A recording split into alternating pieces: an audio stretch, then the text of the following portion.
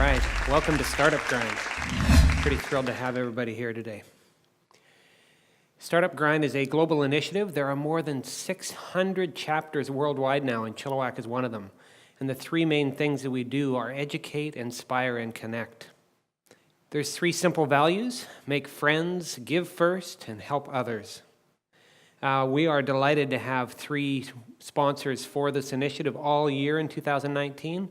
We've got SEPCO, the Chilliwack Economic Partners, Accelerator, and the University of the Fraser Valley. And on the partner level, these are companies that are helping out with space and time and all of that. We've got Cowork Chilliwack, Currency, Wisebox, and BC Urban Wine Club. If you are doing anything on social media, make sure to tag it with Startup Grind, Instagram, Twitter, Facebook, etc. And I'm super thrilled to have a great guest with us. Our guest is David Lejeune. He's the founder of Loop Energy. So everybody on their feet, and let's give Dave a huge, big Startup Grind Chilliwack welcome.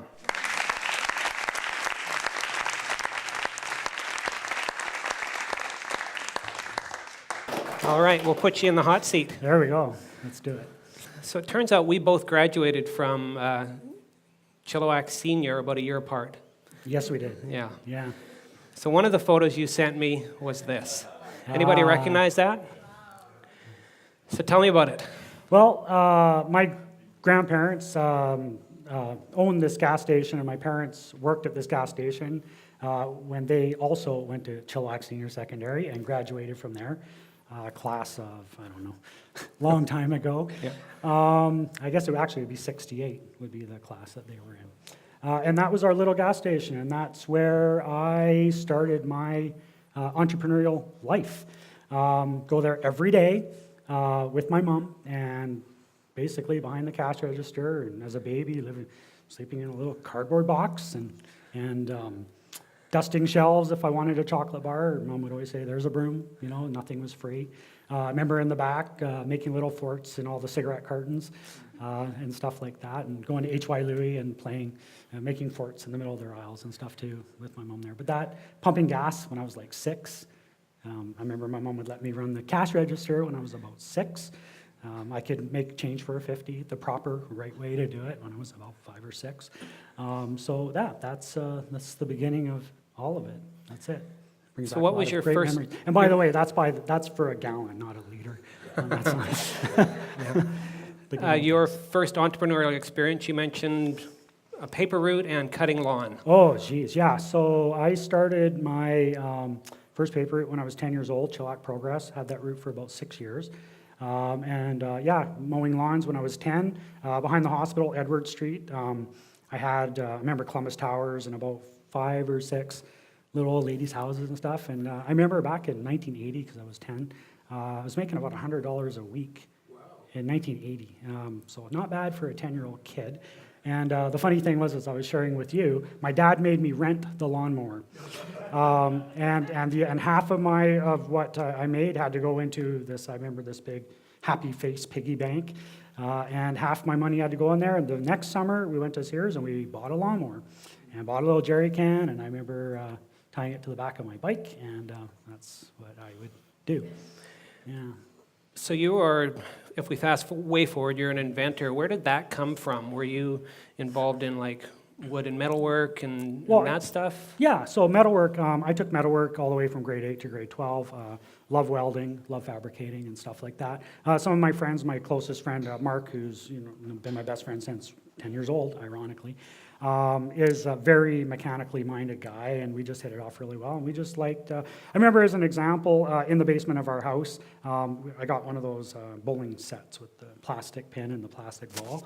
And I found an old gutter and some pulleys and stuff so that when the ball went through the pins, it fell off a side on a little ramp. It went into the gutter. I could pull a string and the ball would come back to me in the basement. I still had to go and set up the pins, but I didn't care because the ball came back, and I thought that was pretty cool. So I've always kind of thought like that, built lots of forts as a kid, and just was always creatively minded. And music as well. I've been in music for many, many years, writing and that. So I find a lot of the same skill sets of inventing things is the same as writing a song, really, where, an invention is many different parts and components. So as a song, It becomes something that's whole, that's the song. So it wasn't really, my mind was kind of already, I kind of developed it to think that way. Yeah. Another Chilliwack name and a family business. Yeah. Talk to me about My grandpa. your grandpa. Geez, I miss him. 11 years now he's been gone. So my grandpa's Joe Skillen Tree Topping. Anybody who is a Chilliwack resident knows Joe Skillen. I remember, to give you an idea of how amazing this human being was and how lucky I was to spend time with him, I worked for about 5 years with him in the old trucks going around town, and I was his groundman, and also in the bucket, and he taught me to use the belt and spurs. And I didn't do a lot of trees. He used to make fun of me that I was slower than my great-grandma at climbing trees, but that's okay. But I did do it, and it takes a little bit of guts to get up there, I guess. But yeah, last job I did with him, he was 82 years old, and it was in Sardis Park. And those big, huge, old-growth maples in there, my grandpa he took the bucket, which went to 50 feet, and then he climbed about another 30 feet, and he was up there for about 3.5, 4 hours taking branches out this big, and I was roping them down. And again, 82 years old. So if you're ever complaining that you're feeling a little old, just remember that story. So, What did you learn working with him? How to work. Probably would be the most important thing. A lot of valuable lessons. He does have, I would say the premier tree topping company in town, and he has for years. He started it when he was 55 years old. Started a tree topping company, Freedom 55. No, I'll go start a tree topping company. Yeah. So he was the woods god, as they call it, the foreman at 10 Mile Camp for 22 years at Harrison. So tough as nails. One lesson that I remember probably best would be. It'd be this time that it was November, I would guess, getting dark by 4:30. And we were out there raking, like we just did this big tree, and we were raking up the yard under the headlights. And I was raking up the spot where the tree was, and it was half the front yard. And I was, okay, I'm done. He's like, no, you got over there to do yet. And I'm like, but the tree's over here. We didn't even do it over there. He just looked at me and said, why do you think I have the most successful tree topping company in Chilliwack? Rake it up. It took 5 minutes. And the going beyond your expectations in business, that was a lesson that really stuck with me. Yeah, for sure. So lots of those little lessons and spending time in the cab of the truck, So that 5-year eating span, cookies. that was kind of in high school and beyond? Yeah, just grade 12, I'd go on Saturdays and feed the chipper. And then after I got out of high school, I went work with them. It was probably about another 4 years. And you got all your fingers? Yeah, Good. and all my toes. Only nicked my pants and my boot once. Okay. Yeah, so that's not bad. Never fell out of the tree either. So. And so post-secondary, I know you did like a year of business administration? Yeah, that was when I was 40. That's Okay. That's a That was long ways. No, I got went to it. the School of Hard Knocks for a long time before. Got it. Yeah. And so from there, what happened? You graduated high school. Yeah, and did that, and then I got involved. I had my real estate license with Century 21 when I was 23. I was at that time the youngest realtor in Chilliwack. Then I went over to Remax, and I'd met this gentleman. So my brother had a friend, and my parents became friends with his parents. And this guy was he was a multimillionaire, and he lives here in Chilliwack, and he's made his money in real estate, buying apartment buildings and things of that sort. And he started out in Winnipeg and bought like a little, 6-unit building and put a lot of elbow grease into it to build sweat equity into the building so he could second it and then go and get another building. And he kept doing this and did very, very well at it. He wanted, actually, I'll even go back before that. So when I got out, I took a job selling aerial photography oil paintings. And this is, like I say, when he said my story is interwoven, there's no doubt about that. And I did that, and the reason I took that job, it was basically this plane would go around, it would take these 5x7 black and white pictures of people's farms in rural areas and houses, and I would go up with the little 5x7 black and white, and I had samples of everything from like a 11x14 to a 20x30 with a nice oak frame on it. And what they would do is they, like in the old days, like on Cheers, when you watch the beginning with the black and white, but some parts are that dyed color kind of thing, well, that's what this company did. So they take this black and white and they put in this nice big kind of oil painting. And I did that job. I took it because I love selling. I always loved selling. And I thought that it would be the ultimate salesman boot camp, if I could put it that way, because I was on commission 100%. And if I didn't sell, I didn't eat. And that's just no better pressure to teach you to be successful at something than that. So I think what you alluded to with your mentor was our next picture. Oh, this No. was something else. No, this is another one. Gee, yeah. So I had done that. At the same time, I started a company with another guy who's out of Surrey. And I called it Raztap Productions, and we did radio jingles. Like I said, I wrote music. And with the selling, I started the company and would go to the radio station and to the different clients and sell them on it. I did all the lyrics and kind of the production side of it, and then would go into the studio with the musicians, and that we take it to another level to the production. And we did some, basically just in Chilliwack, but McGaw Empress Insurance, if anyone remembers that. I did the 100th year Chilliwack Progress jingle for their anniversary. O'Connor Chrysler, Freeborn Honda, Chilliwack Furniture World, just stuff like that. The staple Chilliwack businesses, and it was a great experience. And actually, a lot of those people that I met, Fraser Valley Meats, yeah, and that's how. Okay. And I've met a lot of my current friends and people that I actually do business with now. Some of them come from that tape. It's actually kind of funny. Cool. How life goes that way. But so going back to my mentor, Yeah. what he said is, so here's, he had a gold mining exploration company that because he had he had money and he wanted to get into gold.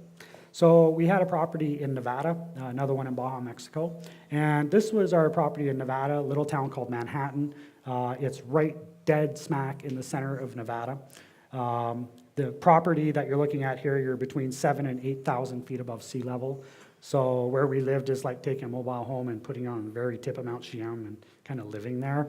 But in Nevada, yes, the first time I went in November, I brought shorts to discover that they do get 2 feet of snow in Nevada, and had to go buy a bunch of different clothes. But yeah, I spent about 2 years of my life over about a 5-year period on this property, basically kind of managing it, putting in the grid, working with the geologists and the geophysicists and that when they came down. And also because it was a public company, I had the opportunity to be behind the scenes in a public company, preparing for AGMs, for filings, learn how nasty shorters can get, things like that, right? So it was an amazing experience, and I'm very fortunate to have had it, for sure. I conquered the fears of being up, in trees, and this helped me conquer the fears of being that picture has 300 feet below there, and that one on the top right, that's 465 feet vertical below the ground. We were diamond drilling down there, so. Yeah, and there's some more in the one down there below. So yeah, lots of fun. It's an experience very few people get, and I'm very lucky to have had it, so yeah. So what was the next chapter? I'm just trying to think here. Yeah. So from that phase, you went through all these different entrepreneurial pursuits, and were gathering different skill sets and School of Hard Knocks. And So my grandpa, when I worked with him, one time we were cleaning up a bunch of wood, and my grandpa says to me, geez, I wish we could bring a wheelbarrow along. That would be so, and nowhere to ever put it on the truck, right? And, oh, what if I invented a folding wheelbarrow, Grandpa? Oh, Davey, that would be such a smart idea, right? And we just went back to working. Well, yeah, we can show the next picture. Sure. So here we go. My friend Mark, that I was talking about, we said, hey, I think we have an idea for how we can actually build a folding wheelbarrow. So this is our first little prototype that we built with a pillowcase for a tub, MIG wire to go across the top, 1/2-inch square tubing, and yes, that's a hockey puck for a wheel. So so this is the first prototype, and it was just proof of concept. Hey, look if you take this and you do this shape, and look, it folds, and that looks like a wheelbarrow to me. So that was step one. Then we went to, step two. We got an investor. For about $25,000 was our first investor. That allowed us to file our first patent. That was my introduction to patents. And we hired a mechanical engineer, and this is the first prototype that we ever built that actually functioned and worked. But it was, again, proof of concept. Knowing what I know today, I would have gone, well, you'll see, but I would have gone way past this. But proof of concept is exactly that, right? You can't let when you're prototyping, you can't let perfect get in the way of good enough. I'm sure we've all heard that before. You really just want to prove it works, right? That's what you want to do, so you can move on to the next step. So yeah, so if we go. So were you doing some of the engineering yourself? Oh, like, absolutely. like paper and pen, or were you learning CAD? I downloaded at this, not quite yet in the journey, but downloaded the trial version of AutoCAD, and I told you what I. Yeah, you're a student, right? Yeah. That's it. I was a student. Yeah. But yeah, and I taught myself AutoCAD, so I could go on. And this was before you could learn anything on YouTube. You were just having to try and figure it out. Yeah. Lots and patents as well. Lots of reading of that. Which again, as the story goes on, I dove in much deeper. My skill set got a lot more intense, I guess you could say. So with this, what we're seeing here, this wasn't a commercialized product just yet. This was No. still a proof of concept. Yeah, just a dream. Yeah. A dream. Yeah. And then this is when you took it to market to. Yeah, the first time. Yeah, exactly. So we actually, this is the prototype that we built, and we did a licensing agreement with Erie. Erie wheelbarrows, you've all seen them. They're big orange wheelbarrows, and they're out of a little town called Milverton, Ontario, which is a Amish town. And half the people that work in their factory are Amish and actually do bring their wagon and their horse, and they're parked outside, and yeah, it's real. It was awesome. The coolest people, some of the coolest people I've ever met. And we took this to the National Hardware Show in Chicago. That was its launch. And I got put on Good Morning America, I remember, at that trade show. I still have the tape, VHS, mullet and all. So, yeah. You didn't provide that. No, that's gone, thank goodness. So Fold-A-Barrel, was that a name that you guys came up with? Did you trademark it? And Not yet. Okay. No, because you don't necessarily have to right away. Right. You can just put TM on something. You just can't put R for registered Right. until it is registered. Right. So that's what we did there. And lesson number one, you think you're there and you're not. That would probably be licensing agreement exploded from the standpoint that you have to make sure in business that your goals, your needs, wants, and desires, as Dale Carnegie would put it, that's I think how he explains it, but needs, wants, and desires have to be aligned. You have to be aligned with the people you do business with, and if you're not, things pop out to get you later. In this case, they were trying to expand the business into all different kinds of things, and they ran into some financial trouble. We had a licensing agreement which had some ambiguity to it, things like the words best efforts. Well, what's your definition of that? Well, that's the whole point. And you learn really quick. I got a really fast lesson what ambiguity was in a contract. And also took about a year of back and forth and nasty emails back and forth and that kind of, you're not doing your job. Yes, we are. We've done blah, and on and on. Finally, I just terminated the license, and it was a big lesson. We talked about this, right? Big lesson that sometimes you just got to do it. Like you sit there in fear that some horrible thing's going to happen to you, and then it's anxiety, right? And there's a statistic that I've read, which is 85% of the time, or 6 out of 7 times you have anxiety, it actually turns out better than you would have imagined it would. It's the 1 out of 7 that was actually, oh no. So I learned the lesson there just to be a lot more swift in my decisions, to make things happen, rather than waiting for permission from somebody else to do what I had to do. So it was a good lesson. so at that point, you'd put a lot of your eggs in that basket, thinking that they were going to sell through. And were they even helping you with manufacturing? Or Yeah, they were going to do all the they were going manufacturing. to do it. Yeah. Yeah, everything. So you had to kind of come back, rethink where you're going to go with this. Totally. Yeah. Yeah, and also too, at the same time, around this time, this is around the time that Loop was starting, or PowerDisk at the time. So I actually ran both companies at the same time. I had 2 irons in the fire, and it was. Well, I think I have one more chapter here. Yeah. So Yeah. you went from Fold-A-Barrow to Fold-A-Tools, and Yeah, and we morphed it into what we call fold-a-cart. We found that one of the things with a wheelbarrow, even though there were advantages to what we were doing from the storage aspect and that, it shouldn't have been our beachhead product, as I like to call it. Beachhead is where, you go in and you claim your ground, put up your pillboxes, and, go ahead, try to take my beach, right? You have to think like that. And this product was better because Rubbermaid lawn carts, as an example, are about $300 and equestrian is a big market for that. And they needed to take their product, their cart with them when they went with their horse trailer to equestrian events and stuff. So we kind of thought about this going, you know what? We can compete with a product that's in the same price range and have an advantage that that product is actually a problem for the customer now, and we have a legit solution. So we morphed it into the two-wheel lawn cart and called the company Folda Tools. And we actually have a beautiful version of, we built 5 different models of this. Another lesson, build one, make it successful, then build 2. Don't build 5 right away. That's just too many SKUs, too many moving parts, literally, right? I've learned a lot of good lessons that I would, So were you self-funding this, or at this point you're bringing on additional investors? Yeah, we had some local investors out of Chilliwack that helped us with this company. Our factory was Over there. right over there, same Yeah. complex in the back corner. Yeah, actually, Powerdust started there. Well, no, Powerdust didn't start there. Powerdust started in a house. Right. Yeah, actually, they both started in a house. It all started in a house, in a garage. So this big chapter of your life, you ended up winding down this company. Yeah. So, and not because we wanted to. We took this company, we actually won the Popular Mechanics Editor's Choice Award Yeah, at I've got one more there. the Las Vegas National Hardware Show, which was a big deal. We were doing great. And then we even had a significant purchase order. We'd set up a factory in China with a big contract manufacturer there. Had everything set up. We were ready to roll.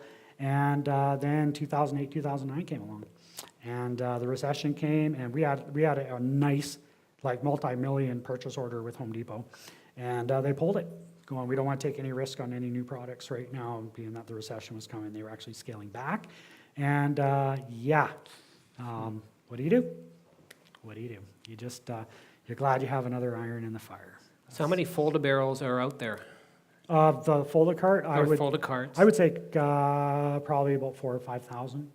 Yeah. You still have one in your garage? Yes. Yeah, I did. Actually, it's still in the box. Wow. Yeah. Yeah. I kept one in the box of our nice contractor version, which I don't have a picture of here, but yeah, I did.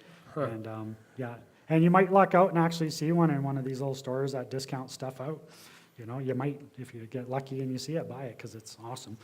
Well, I'll probably do it again. I'm actually starting to have the bug because I know what the some of the bigger issues were with that particular product around packaging and shipping and stuff like that. So I've already have drawings. I've got CAD files that have been sitting for 10 years waiting for the day of loop to be successful, Right. where I can then do that because I'm not doing 2 things at the same time again. No.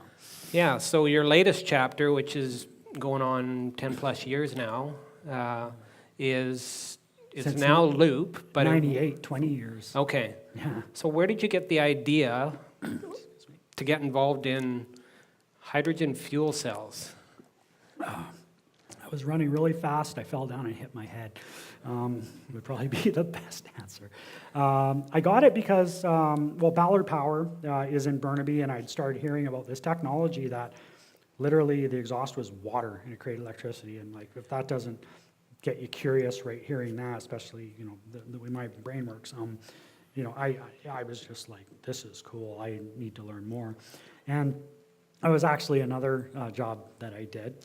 Because when I worked for the mining company, I was fortunate in that the stock did very well and I had some stock options, so I was able to sell some stock options, put some money in the bank, and basically spend a few years teaching myself, putting myself through school on my computer and reading patents and all kinds. So I had some financial freedom for a little window, and I took full advantage of it.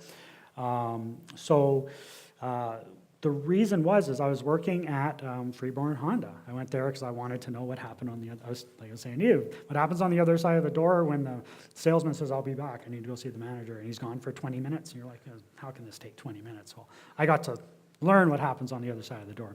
But the manager there at the time had met knew this gentleman in this company that was involved in a fuel cell venture, and he wanted to see if I wanted to invest in it. And when they came in and showed this to me, they learned a little bit about me and that I'd worked in a public company before and raising capital with that public company, and they asked me if I wanted to raise some capital. So I actually invested $15,000, I remember that, of my own money, and one other person in town. That was the only other person, and thank goodness he had very deep pockets, or I would feel very guilty about it. But they invested in, and the president of that company, public company, wrote himself a nice severance package and drained the bank account, and with it went my 15 grand and the other 15 grand of my friend, and I was like, this isn't cool.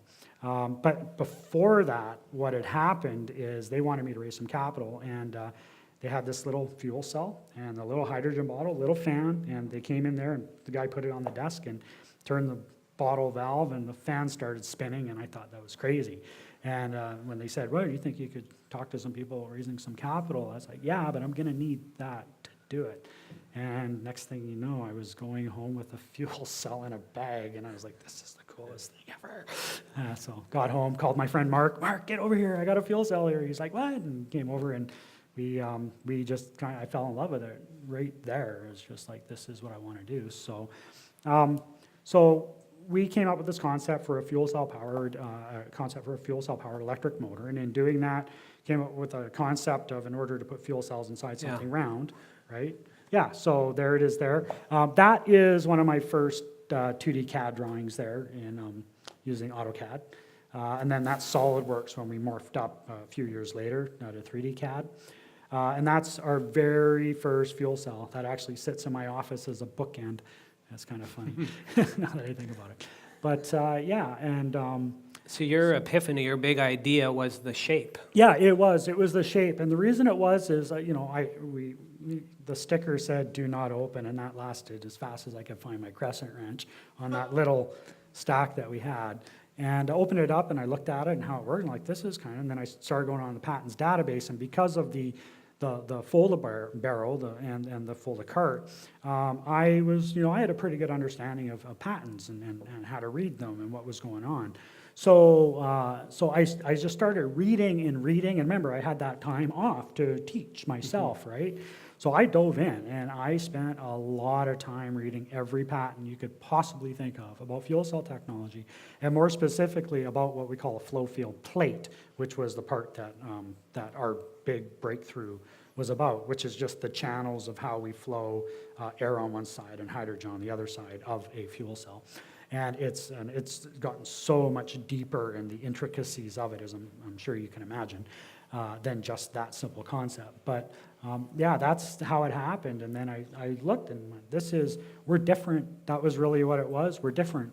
What was the problem that this was solving? Like fuel cells themselves are not that efficient, right?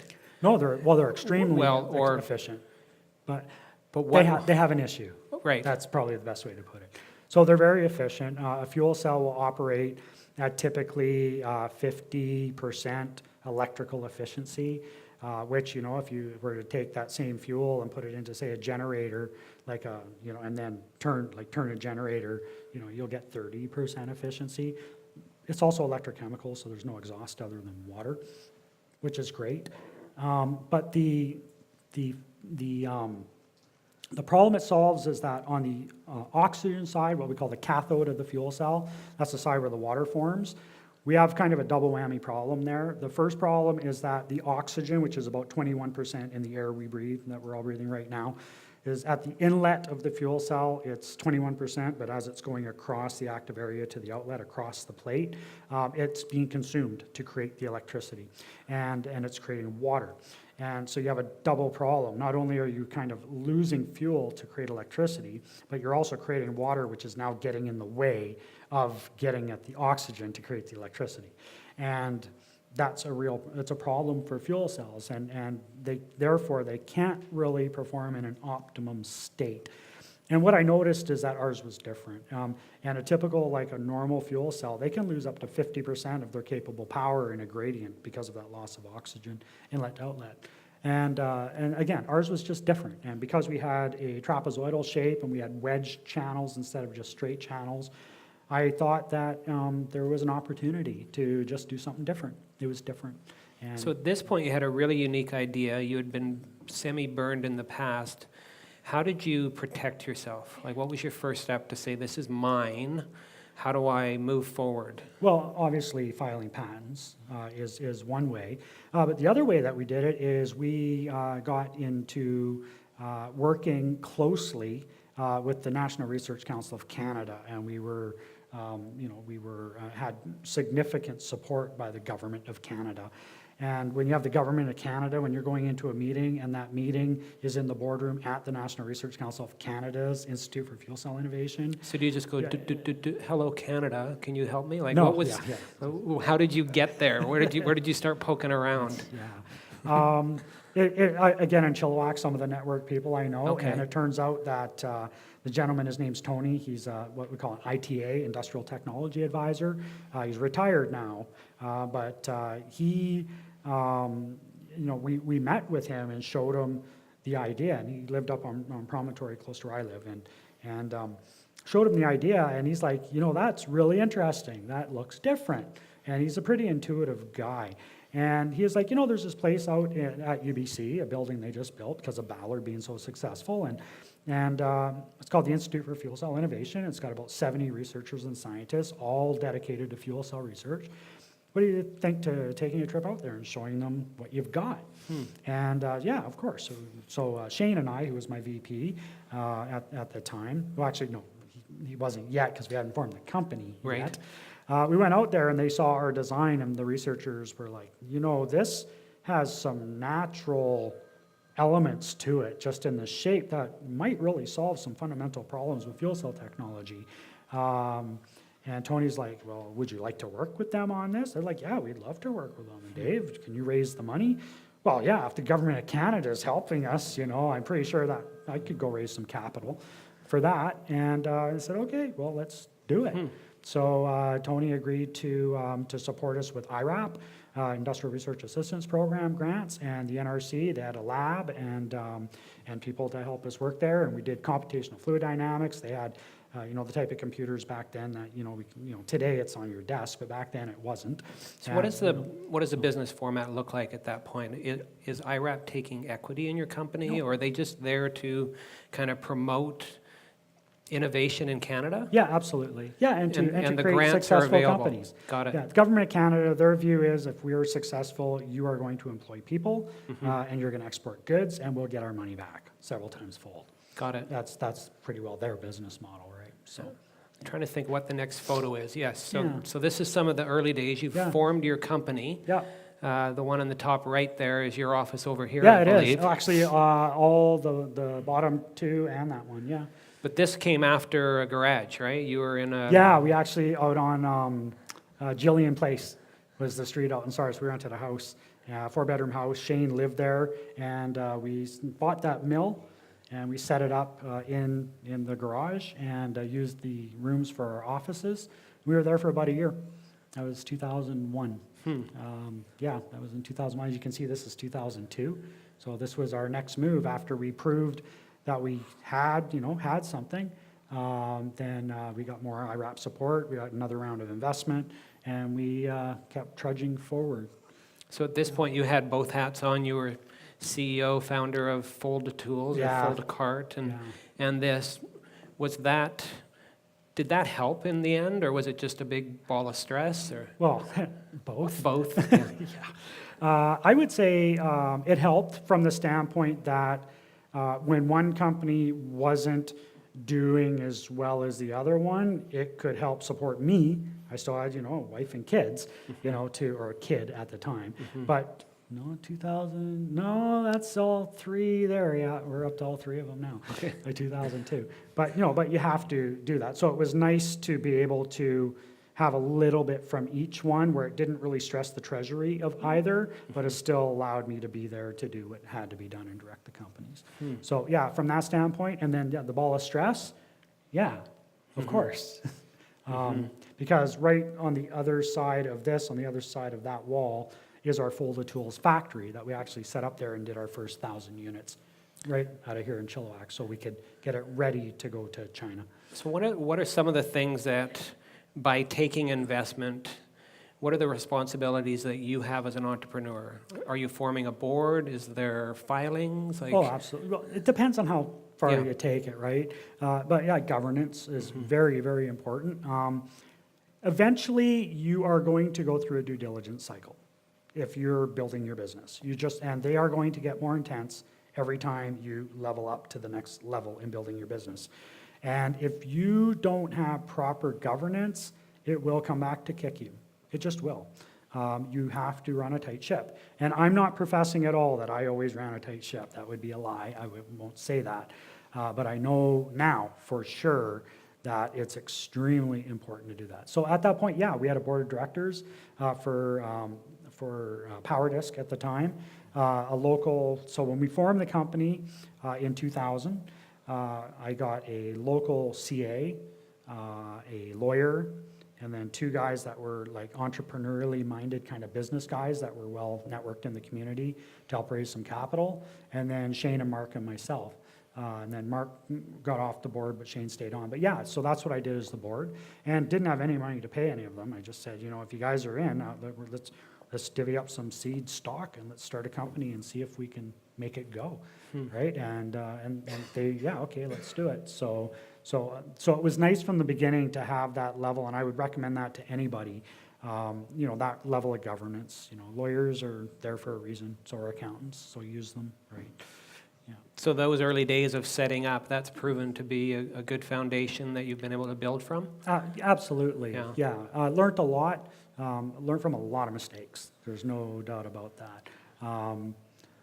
Lots of mistakes, but for the most part, you just keep driving forward and just, get it done. So your official title these days is founder and director. Yes. At some point, you said, I need to deem someone else the CEO. What did that look like? So I'm just going to pick another picture here. Sure. I guess it's around this era or a little before? A little bit a little bit before this. So this is the NRC, that's our lab.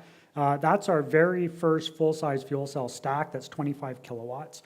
Now our new stack it's about 30 kilowatts, and it's probably, I'm going to say about a quarter of that size, probably, maybe, 30%, quarter, somewhere in there. So we've definitely come a long ways in the power density of it. And then on the right, that's an engine. So that's a breadboard engine where we take the stack and we put all the different parts around it, just like under the hood of your car. The block doesn't do anything with all the other parts without them. So that's what that is. And what I did is I brought in a gentleman named Ben to be the VP of operations. And Ben had worked with a company that had a successful exit before, so he understood about getting, that was the goal. We want to get to a liquidity event of some kind. This isn't a never plan for our shareholders. And also, he brought a lot of discipline, and he'd run a business better than I had. So he started out as VP of operations, and then what happened is as we were starting to get into more and more higher level meetings with the other companies and stuff, Ben was really becoming the front man because he was the operations guy, and I was always kind of a guy in the background that liked to talk with him as well in the business. I love the business side, but I'm a little bit of a lab data junkie too, right? So I had to have both to keep me happy. So when Ben started going into the other meetings, it was like, you really need the title of president, like VP operations, you need to be president, I'll stay CEO. We did that, but then it even got a step further where he was, going over to China and doing a lot more of the really in-depth business stuff for the company. And I said, you need to be, like as a board, you need to be the president and CEO.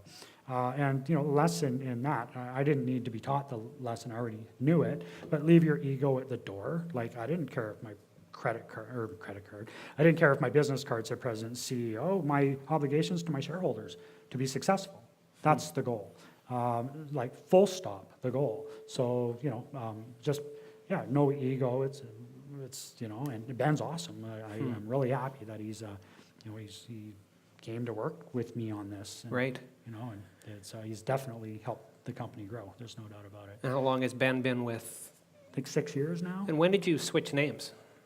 To Loop. 3 years ago, 4 years, 3 years now. Time's flying. Right. We're having so much fun. Right? And So Power Disc was the name. Yeah, because of that round right. engine, it was a power disc. I love Loop Energy, but how did you arrive at we need a new name? Because, well, I kept power disc because it's kind of funny, but it threw people off. I heard lots of little birdies and stuff in our sector because of Vancouver being such, I don't know what those guys are doing, some round spinning thing or whatever. I was like, awesome, that's what they think we're doing. When really we were working full out on the fuel cell that we thought we had a major breakthrough with. And going back, by the way, to that problem you're saying, what other fuel cells have? Our fuel cell solved those two problems. Like, we have the best water management. We actually solved two problems. We have what's called uniform current distribution, and we eliminated what's called mass transport, which is brought on by the water and the loss of oxygen in the oxygen on the cathode. And it really was. It was because Power Disc wasn't what we were really building. Right. So it was a matter of branding. And we were really lucky. The guy that we got to help us with the branding, his name's Jelly. I don't know if you know him or not. Do you know Jelly? Yeah, from now. Yeah, Jelly did he did our branding. Okay. Yeah, Starbucks, Nike, names of that level. We actually got this guy to help us with our rebranding. That's who did our branding. Cool. Yeah. So this is the product as it sits today. Yeah. So that big breadboard that you saw of all those wires and that big, huge amount is in that box on the right now. That's 50 kilowatts of power. Actually, that's twice as powerful as what that picture was, because that's 50 kilowatts. We can take that to 60 with just a little bit more stack and a little bit higher pressure on the blower or the compressor. And then the one to the left of it is that's the 30 kilowatt version. So we have two different engine sizes. And what those do is they basically go on board a bus, a semi-truck. We're working with Peterbilt and a company called China National Heavy Duty Truck Company out of China that we're doing a yard truck, like for ports and distribution centers for moving containers. We also have a bus that we're working on with them, transit bus as well, and then lots of other stuff going on at the moment. So those are our two versions from what the market told us we needed to fill the need. And on the left, that's pretty well what our fuel cell stack looks like now. So, and it's a lot smaller than that. Like, to scale, that's twice as big easy. So. Right. Yeah. Yeah, and you've got a picture of it coming into being implemented. Yeah, this is CNHTC. This is our first integration. And there they are in China there. There's a couple of our employees. That's Ray up on the top there. That's our first product, and it's being tested right now in China.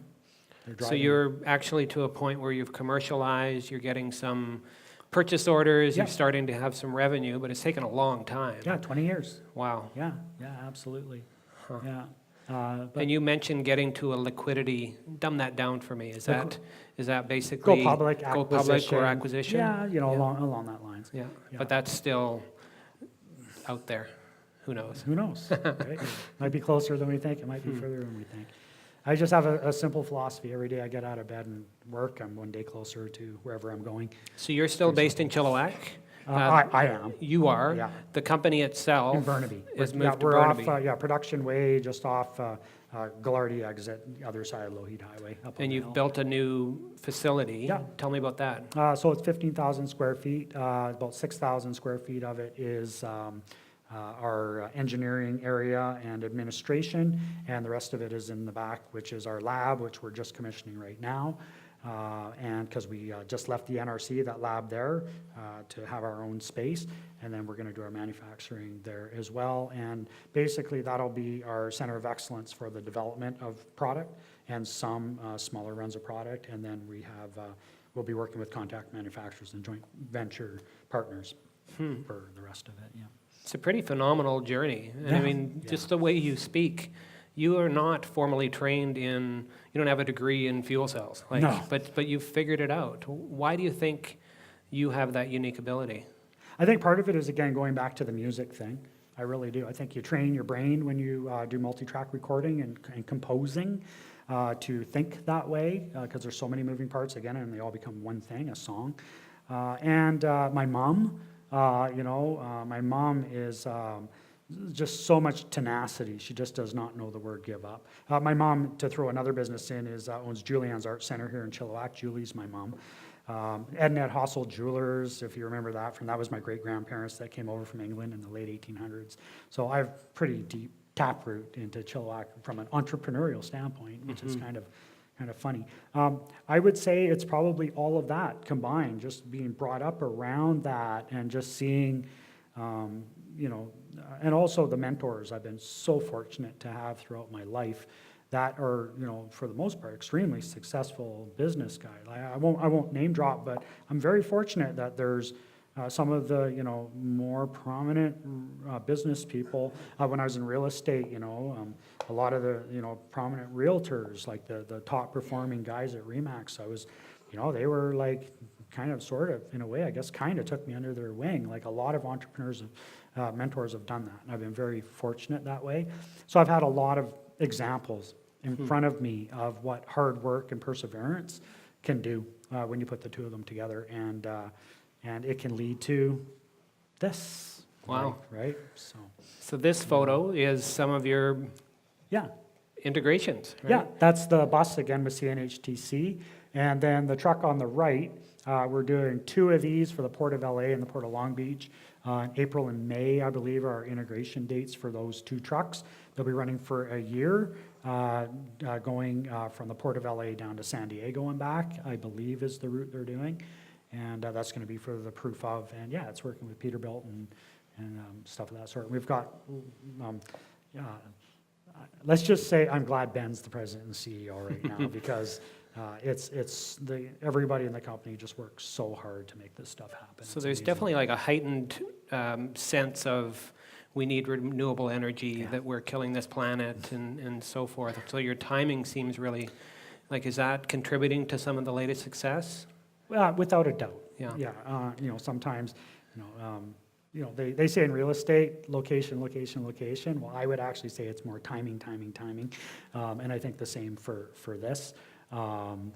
There's no doubt that the world needs solutions. We need them. And our technology, along with other fuel cell companies as well, I wish them all luck. And I think there's lots of business for, not all of us, but the top ones with the best technologies for sure. There's lots of room for that. I think that definitely our timing is great. It's in the spotlight right now. And it is, and especially in China too, with the push in China and some of the other strategic deals that have been happening with some of our competitors and things like that, are definitely putting our sector on the map. So, yeah. And at this our timing's point, great. you've put together quite the board as well. Yeah. Tell me about that. Oh, our board's amazing. Very, very lucky again. Surround yourself with people smarter than you. Leave your ego at the door. I don't know how else to say it. So fortunate. So Ben is, this president and CEO. He's on the board. I'm on the board. We have 2 actually in 2013, December 13th. I remember the day. So when Ballard Power got their $650 million, I think it was, investment by Daimler and Ford into Ballard.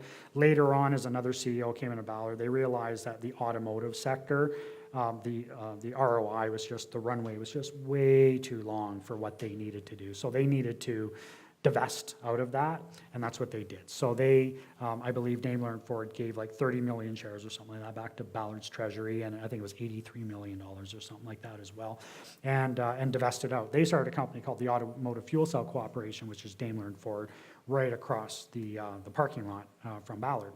And the president and CEO of that, to make a long story short, was a gentleman by the name of Dr. Andreas Truckenbrot, who had worked for Daewoo and BMW and Daimler and all. Well, he was working for Daimler at the time.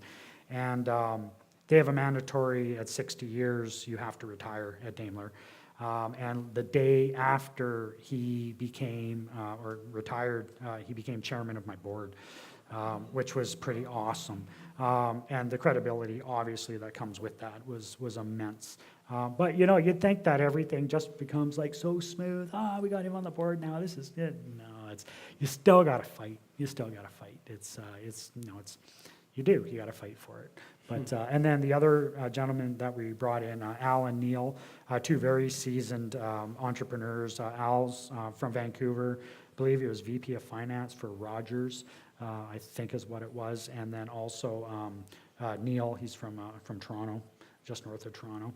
And he had a company that he was principal of. He started it, that he just sold for, I don't know how much, I've never asked him, but I'm sure it's a nice number. But he's raised over $2.5 billion in his life. So, so this is our board, the 5 of us, and it's, to have that level of people and to have that experience when I get to go into a boardroom now with seasoned guys at this level. There's not a university course on the planet that teaches you that. And the composition of your company right now, how big is it? 27 employees now. Wow. Yeah, it's unreal. It's 27 employees, and I wouldn't doubt in the next year if we double that again. It's, we're in rapid growth phase right now, and our biggest issue really is making sure that we know when to say no. A lot of entrepreneurs, that's, again, another lesson I've learned when to say no, because if you say yes too often, you're going to do everything kind of, sort of, you're not going to do it well. And if you're not going to do something well, then why are you even doing it in the first place, right? So I would know how to say no, and that's where we're at right now, because you can't get enough people to manage so many joint ventures at the same time. So we have to be really smart about the ones that we are getting married to, as to speak, or work with. But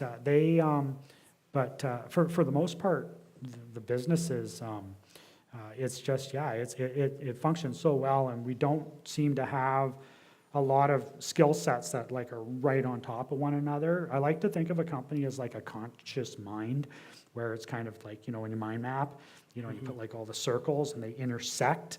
You want circles in your company to intersect of skill sets. You don't want one skill set on top of another skill set, because that's coming out of the treasury, and you don't need 2 people to tell you the same thing. You need that person to be able to do something else that brings value to the company. So you really need to consider that as you're building the company, that you're really thinking about the overlay of skill sets in the company.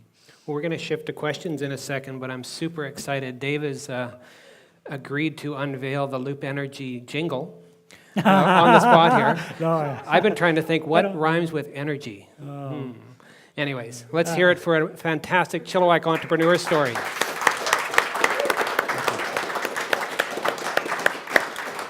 And do we have any questions for Dave? Anybody? Yes. I have a question about the cost of the cells and how I don't know anything about them. So are they competitive with current lithium-ion batteries? Better. So it depends, right? So it depends on the application. So for what we're doing, as an example, there's a certain company that has said they're going to build a 500-mile range truck like that. Okay. The problem is that I know this from math, and I'm a guy who believes in physics, and Excel spreadsheets don't lie, right? So unless you put data in, that's not, but junk in, junk out, right? So anyway, so here's the problem. I know that we need about 2 kilowatt hours of energy to move that truck 1 mile. If I want to do 500 miles, let's do our math, 1,000 kilowatt hours. You can't drain a battery completely. You need about 10% on each end-ish. So you're going to use about 80% of the state of charge in the battery. That's 1,200 kilowatt hours times 8.5 kilograms a kilowatt hour. If you go and look at this company's website of their state-of-the-art technology, you're up to, it's only 18,000 pounds of batteries, okay? For us, the exact same thing, we could use about 1/10 that amount of batteries, because we use the batteries for peak power, not for as a fuel tank. And our whole system would be about roughly 4,000 pounds. So if you think that it's intelligent, okay, to haul around 7 tons from the time you buy that vehicle to the time it retires, 7 tons of fuel tank, empty or full, with electrons or not, if you think that's wise, then go find a trucker that would rather that than feeding his family with moving payload. That's the problem. And then to answer your other question, fully competitive, absolutely. Yeah. Oh, and 15 minutes to fill it, and still 0 emissions, and yeah, I could go on. So that piece, filling it. How would one go about that currently? Is that going to require a network of gas stations essentially, or? Well, yeah, so Shell, Vancouver's actually gonna have 9 of them, I think, that's putting in. They just put their first one in, a company called H-Tech. Colin, who's a friend of mine, is the president and CEO of that company. And they just did with Shell, put in a hydrogen station in Vancouver. They're gonna be putting several more in.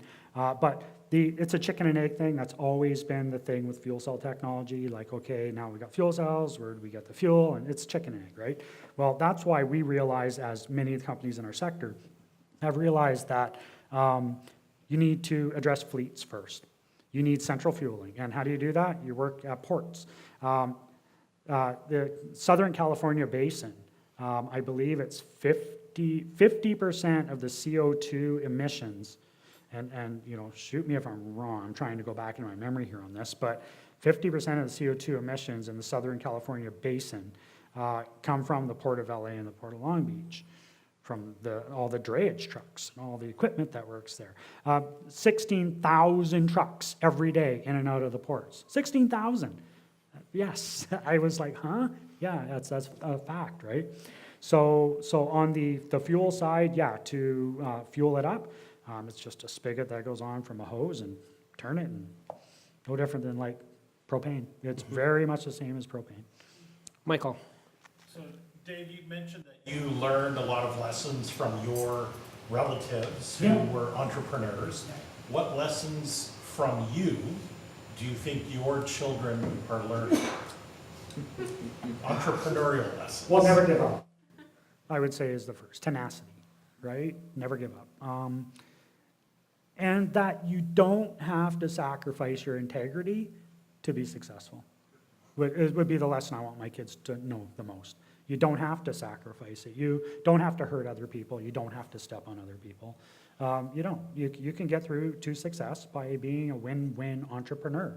And that's the way that's what I would want my kids to have learned from it, for sure. Yeah. Yes. Dave, you tie us back in on, remember a bunch of years ago, we had Gordon Campbell and Schwarzenegger, and they're selling us on the hydrogen highway. Yeah. Bring us up to date with how that would fit in with what you're talking about. Well, it would be excellent for her being able to get trucks like that, zero emissions, up and down the corridor, the Pacific corridor, for sure. But we're starting in California. Again, a beachhead that then we can spread out from there. I would say that's more the strategy, but again, like with the timing of just what's happening right now, there's a lot more aggressiveness behind closed doors. I sit on the board of the Canadian Hydrogen and Fuel Cell Association, and we talk a lot about these things at our board meetings of what's going on there, and there's no doubt you'll see an acceleration of those types of things happening. But yeah, it's one of those things where, you know, it's just kind of said too soon. Technology wasn't there yet. You know, even going back to the days where like Ballard hit $200 a share in a $10 billion market cap, right?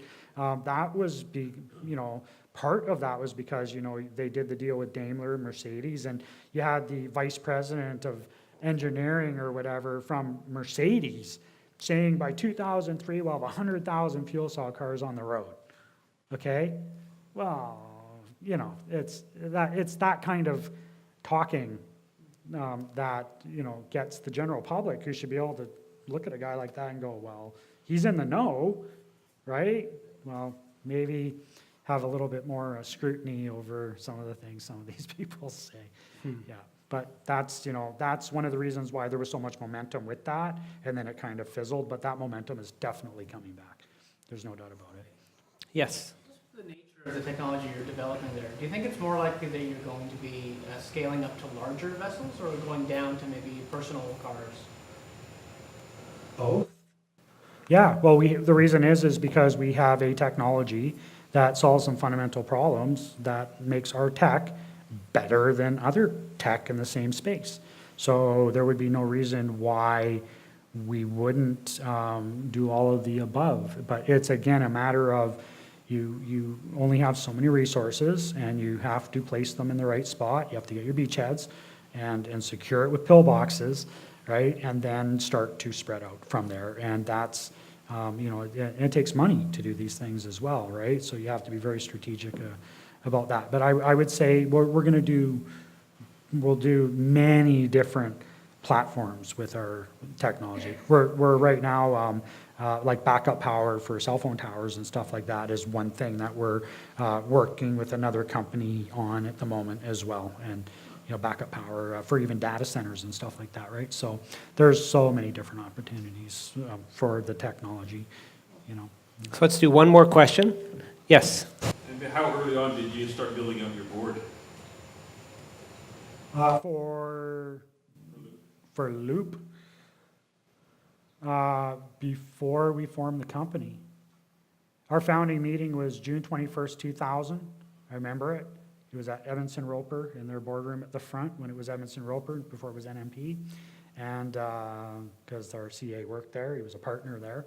And I had the board put together, and we all met and had the founding meeting as the board, instituted the board. We were all there before we formed the company, our board first. Like with independent third-party directors, you mean? Yeah, absolutely. Yeah. Well, people with the right skill sets, right, to get us to where we needed to go. Again, right, what skill sets do you need? Map it out and go get them. All right. Well, let's hear it for Dave.